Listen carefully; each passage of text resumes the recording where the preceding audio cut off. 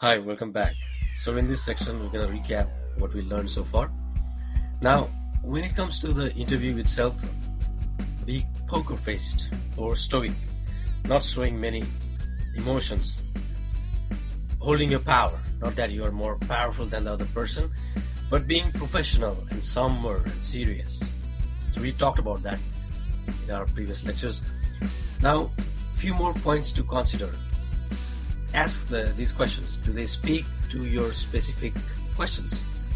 How do they react in the spur of the moment?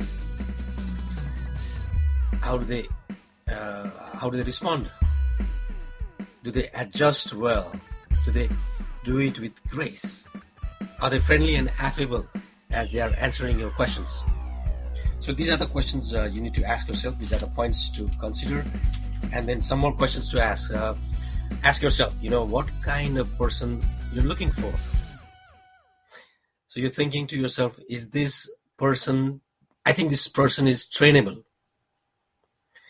I think this person could be an interesting person to groom for the said job. I think this person is trainable, and I also think that this person could be an interesting person to groom for the said job. So allow some element of surprise. You don't have to say who is going to be present at the interview. When you're preparing, when you're letting them know, sometimes the vice president might show up or, chip in to ask his set of questions.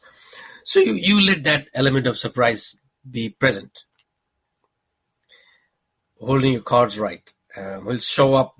Okay, so now these were the questions to consider. Now, showing up at the interview itself. What are the things to consider? What are the points to consider? What are the ideas and tips going forward? So we'll show up gracious and professional. We'll show up gracious and professional. And phrases to start the interview. You say, "Hello, John. I'm Ujjwal. It's good to have you today for this interview." "Hello, John. I'm Ujjwal. It's good to have you today for this interview. We're going to be interviewing you today, and thanks for being here." Boom. And that's how you start. So being very professional. And now about the questions itself, what is the one life lesson you learned in the last 5 years? So we discussed about these questions in the previous lectures. We're still going over them.